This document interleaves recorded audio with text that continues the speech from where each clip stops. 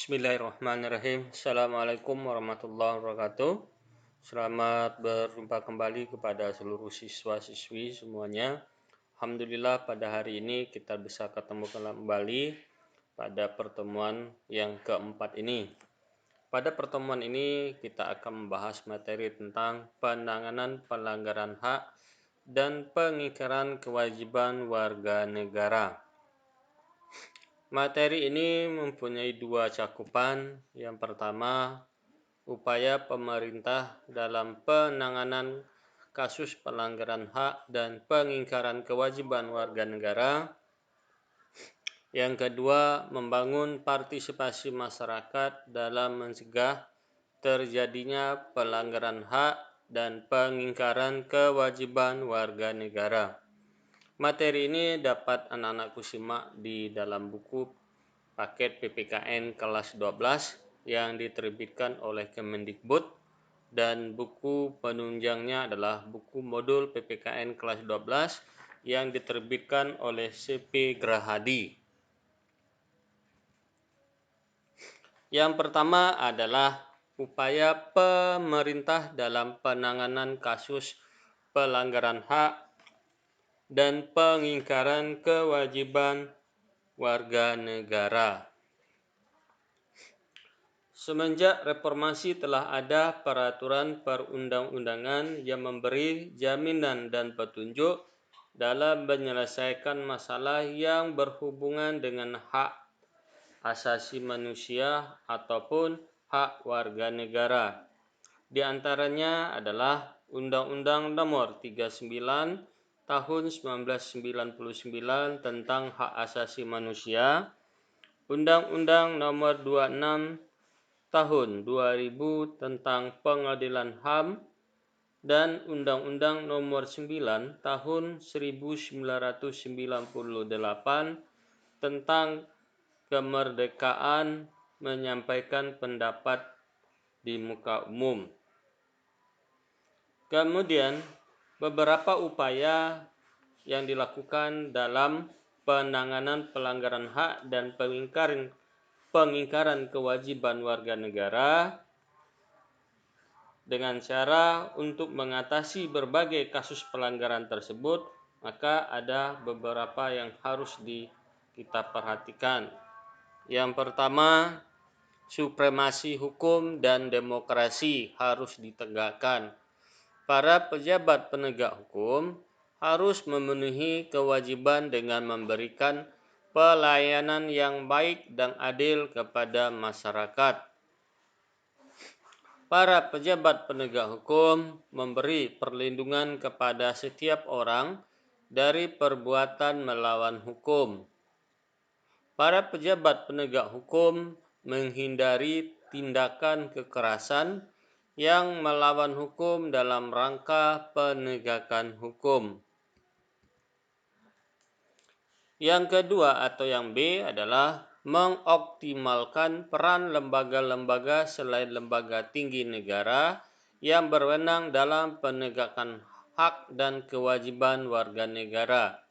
Lembaga-lembaga tersebut antara lain KPK, Lembaga Ombudsman, Komisi Nasional Hak Asasi Manusia Komnas HAM, Komisi Perlindungan Anak Indonesia KPAI, Komisi Nasional Anti Kekerasan Terhadap Perempuan yang kita singkat dengan Komnas Perempuan.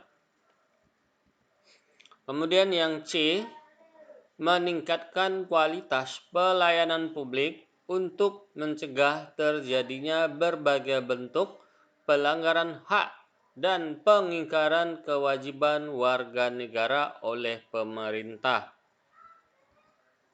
Kemudian yang D, meningkatkan pengawasan dari masyarakat dan lembaga-lembaga politik terhadap upaya penegakan hak dan kewajiban warga negara. Yang E, meningkatkan penyebarluasan prinsip-prinsip kesadaran bernegara kepada masyarakat melalui lembaga pendidikan formal seperti sekolah, perguruan tinggi maupun non-formal seperti kegiatan keagamaan dan kursus-kursus. Meningkatkan profesionalisme lembaga keamanan dan pertahanan negara. Meningkatkan kerjasama yang harmonis antar kelompok atau golongan dalam masyarakat agar mampu saling memahami dan menghormati keyakinan dan pendapat masing-masing.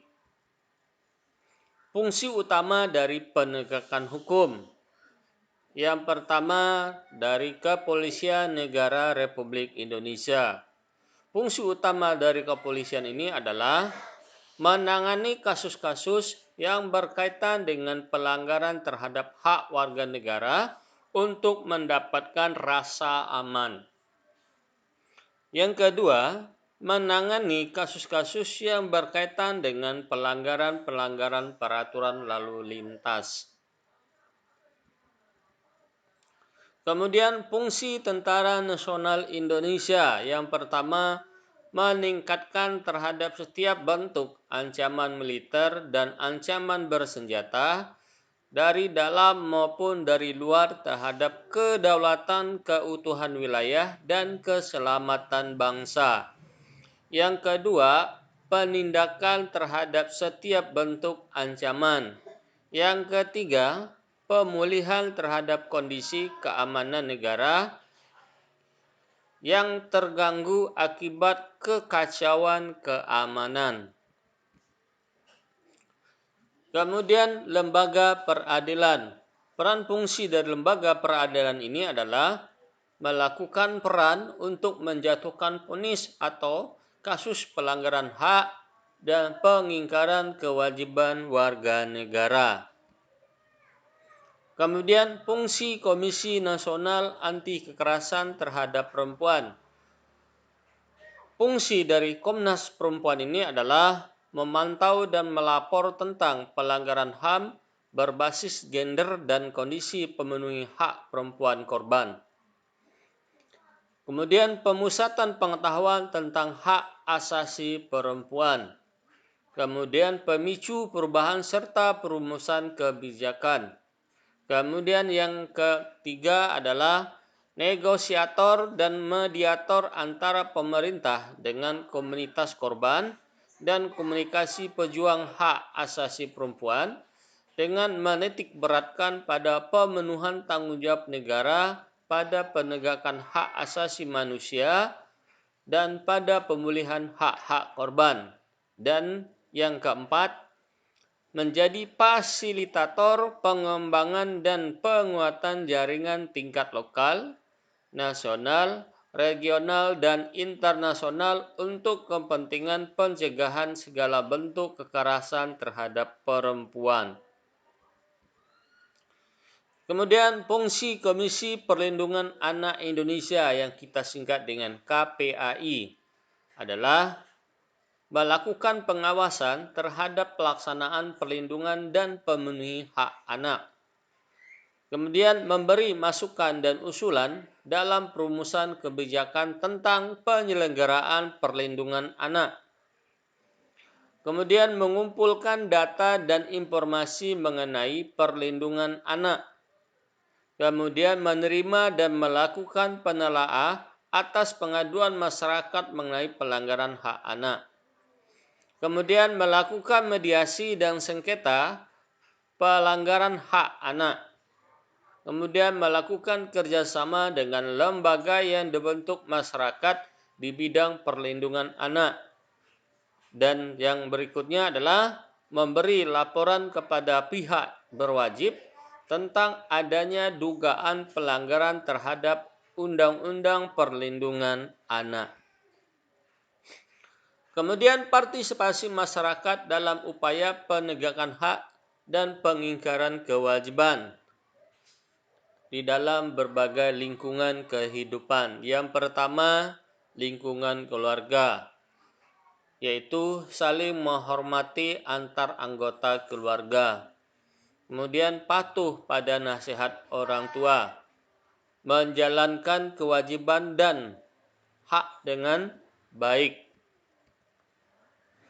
Kemudian di lingkungan sekolah, menghargai dan menghormati perbedaan, kemudian mematuhi peraturan yang dibuat oleh pihak sekolah, kemudian melaksanakan hak dan kewajiban sebagai warga sekolah. Kemudian di lingkungan masyarakat, saling menghargai dan saling menghormati antar sesama warga masyarakat, memahami dengan baik apa yang menjadi kewajiban dan hak sebagai warga negara, kemudian saling mengingatkan tentang hak dan kewajiban masing-masing sehingga tidak ada saling sengketa. Kemudian dalam lingkungan berbangsa dan bernegara, sebagai warga negara wajib mentaati peraturan atau undang-undang yang dibuat oleh pemerintah. Kemudian melaksanakan kewajiban terlebih dahulu, barulah menuntut hak. Jangan menuntut hak tetapi lalai akan kewajiban.